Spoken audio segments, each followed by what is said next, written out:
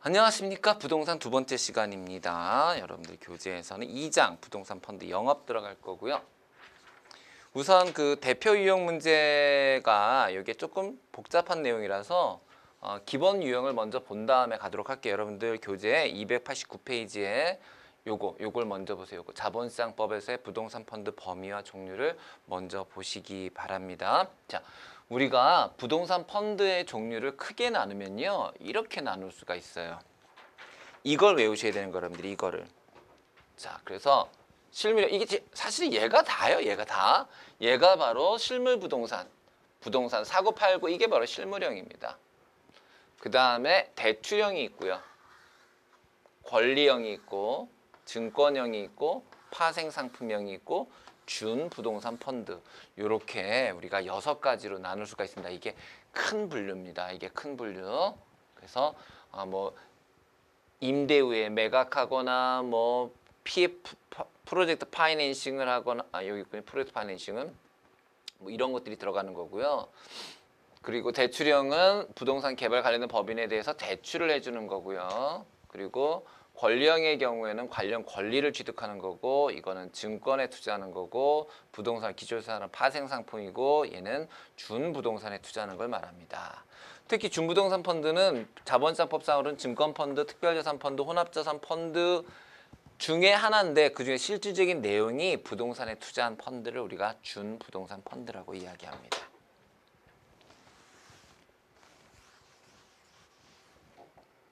문제 볼까요? 자, 펀드의 내용 및 경제적 효과에 대한 부분이 부동산과 관련이 있는 경우, 즉 직접적인 부동산은 아니지만 그것이 부동산과 관련되어 있는 경우, 우리가 그걸 뭐라 불러요? 준부동산 펀드라고 합니다. 그 다음, 이것의 유형으로는 매매형, 임대형, 개량형, 경공매형, 개발형 부동산 펀드가 있다. 이게 전부 뭐 하는 거냐면요, 샀다가 비싸게 팔기, 임대하다가 나중에 팔기, 고쳐서 비싸게 팔기, 경매해서 비싸게 팔기, 개발해서 팔아먹기, 이 전부 바로 우리가 실물형 부동산 펀드의 내용입니다. 다음, 펀드 재산의 50%를 초과하되 펀드 재산의 일부로 법인에 대한 대출을 하는 펀드도 부동산 펀드로 인정하고 있습니다. 그래서 여러분 요거요, 부동산 개발과 관련된 법인에 대한 대출을 하는 펀드. 내가 직접 부동산을 안 하더라도 그 법인에다가 대출을 전부, 그 대신에 전부를 하는 펀드도 부동산 펀드로 인정하고 있습니다. 좋아요. 두 번째, 채권금융기관이 채권자인 부동산 개발과 관련된 금전 채권의 신탁 수익권. 자, 금전 채권의 신탁 수익권이니까 여기서 발생하는 권리를 내가 받는 거죠. 그것도 뭐로 본다? 그 수익권도 관련 권리로 본다. 당연히 아주 중요한 권리죠. 채권금융기관이 채권자인, 자, 이것도 마찬가지로 부동산을 담보로 한 금전채권, 이것도 투자 대상으로 인정하고요. 특별자산펀드나 혼합자산펀드에서는 부동산을 편입할 수 없는 펀드는 MMF, 단기금융펀드만 그렇습니다. 이걸 제외하면 다 부동산을 편입할 수 있습니다.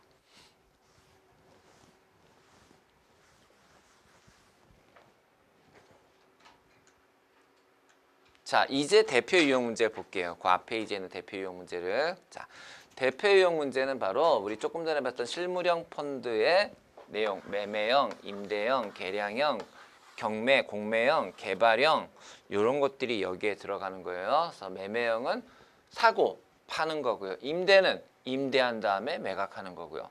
그 다음에 개량형은 리모델링, 고쳐서 파는 거고요. 경공매형은 경매부동산, 공매부동산 샀다가 파는 거고요. 그 다음에 개발형은 부동산을 사서 개발 사업을 하고 그걸 통해서 분양하고 매각하거나 임대 후 매각하는 펀드를 말합니다.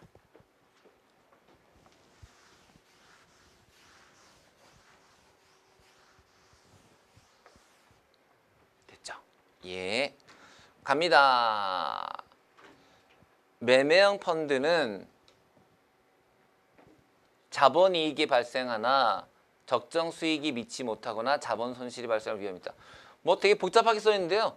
1억 원에 산 거를 1억 500만 원에 팔면 자본이익이 발생하는데 1억 원에 산 거를 9천만 원에 팔면 자본 손실 생기잖아요. 그 얘기예요. 이거 아무것도 아니에요. 두 번째, 임대형 펀드는 재반 경비가 과다한 경우 임대 수익이 감소한다. 당연하지요. 세 번째, 개량형 펀드는 개량에 소요되는 비용 대비 임대 수익이, 자 이건 무슨 말이냐면요, 1억 원짜리 빌딩을 1,000만 원을 들여서 고쳐놨는데 이런 젠장, 임대 수익은 하나도 안 늘었다 그러면 난 망한 거 아닙니까? 그 얘기고요. 마지막, 개발형 부동산 펀드는 다양한 no 여러분, 법적 문제 처리에 소요되는 시간이 과다하게 들어가는 거는, 이거는 막상 경매 받았는데 거기 살고 있는 세입자가 있다 이런 경우거든요. 그렇죠? 그래서 요거는 뭐에 대한 거예요? 경공무형에 대한 거예요. 그래서 정답은 4번이 됩니다.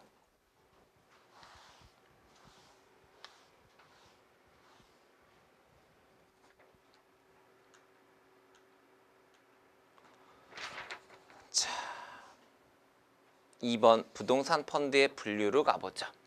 자, 부동산 펀드는 이것에 따라 그랬는데요. 법적 형태에 따라서 신탁형 부동산 펀드를 했는데 부동산 투자 신탁이라는 거 있어요.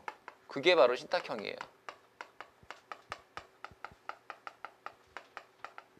그 다음에 회사형은 부동산 투자 회사, 부동산 투자 조합 이런 거죠. 뭘로 나눈 거예요? 법적 형태로 나눈 거고요.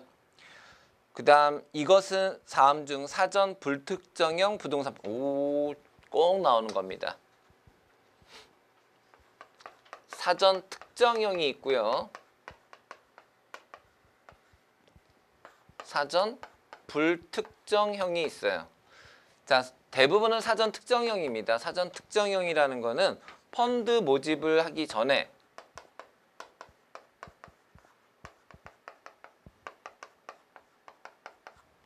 투자 대상이 확정되어 있는 경우입니다.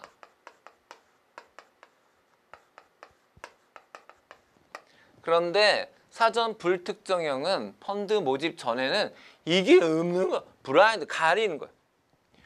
아니 뭐에 투자할지 모르는데 펀드를 어떻게 모집합니까? 그게 경매예요. 아니, 당연한 거 아닙니까? 경매할 걸 어떻게 미리 알고 돈을 모읍니까? 돈을 모아놨다가 경매를 하는 거죠. 경매에 참여하는 거죠. 그래서 이 경공매형 부동산 펀드의 문제점은 뭐냐면요. 저렇게 해서 내가 한 1,000억을 모았다 합시다. 1,000억을.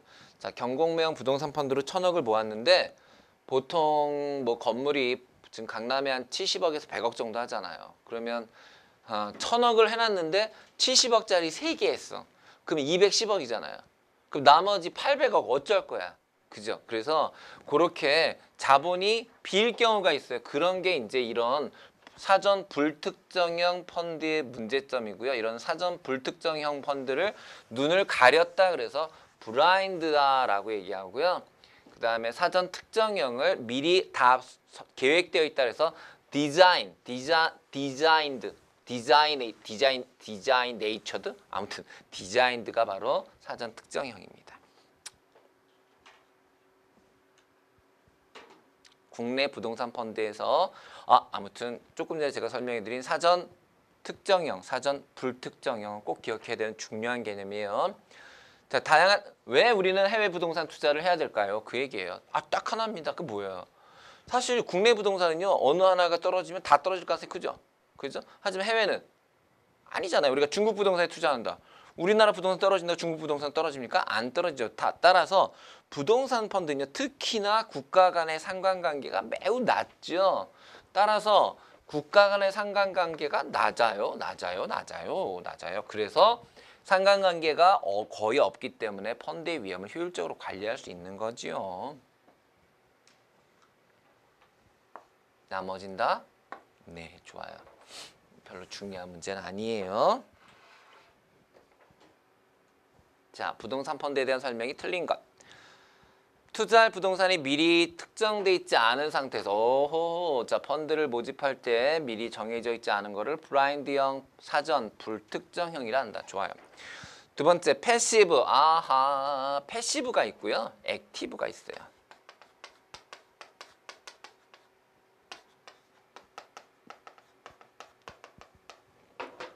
액티브는요, 여러분 공격적으로 투자라는 거고요. 패시브는 보수적으로 투자라는 거예요. 즉 인덱스 투자예요. 지표만 따라가는 투자. 하지만 공격적 투자라는 것은 여기에다가 플러스 알파를 노리는 거죠. 그러니까 시장 상황에 따라 탄력적으로, 즉 포트폴리오 리밸런싱. 자, 리밸런싱. 만약에 주식이 좋아 보이면 주식의 비중을 높이고, 채권의 좋아 보이면 채권의 비중을 높이고, 이런 걸 우리가 리밸런싱이라고 하잖아요. 그럼 이런 리밸런싱은 누가 하겠어요? 액티브가 리밸런싱을 하겠죠. 얘는 그냥 인덱스만 따라가는 거예요. 그다음 단위형은 추가로 설정을 할 수 없는 걸 우리가 단위형이라고 하지요. 그리고 자본시장법은 원칙적으로 부동산 펀드를 폐쇄형 펀드로 설립하는 것도록 의무화하고 있고 90일 이내에 상장하도록 정하고 있지요.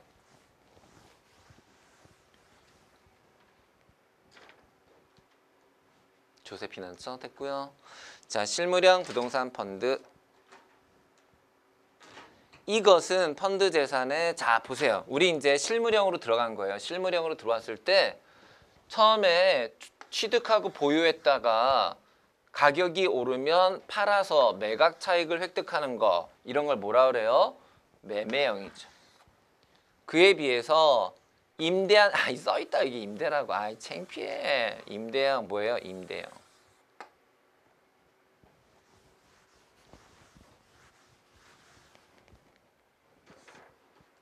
매입형은 없어요. 자, 매매형 부동산 펀드. 매매형 부동산 펀드 취득하는 부동산은 이미 완성된 부동산이 대부분이지만 신축 예전 부동산도 매매할 수 있습니다. 그 다음에 여기서 사전 매매 방식, 사전 매입 약정. 자, 사전 매입 약정이라는 건 뭐냐면요. 사전 매매 방식은 신축 예정의 부동산을 미리 사두는 거죠. 사전 매입 약정이라는 건 뭐냐면요. 이거는 매도자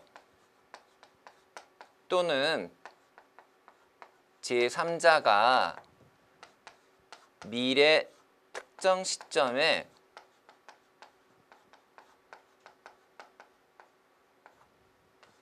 약정 가격으로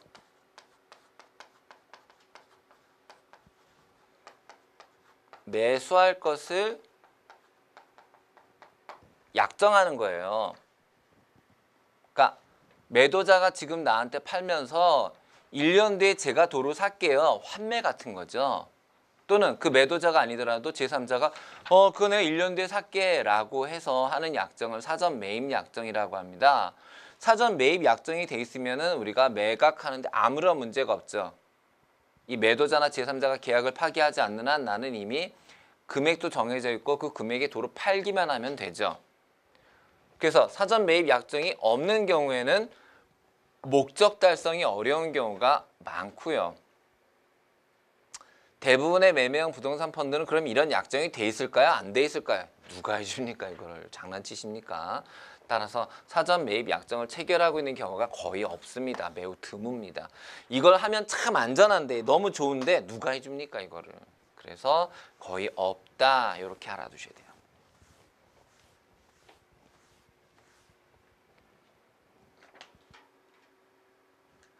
자, 두 번째, 임대형 부동산 펀드와 유사한 내용을 가지고 있는, 이건 또 무슨 말이냐면요. 임대형 부동산 펀드라는 게 임대 수익을 얻다가 가격이 올라가면 팔아버리는 거잖아요. 그와 유사하게 이 중에서 임대 수익을 얻을 수 있는 게 뭐냐는 거예요.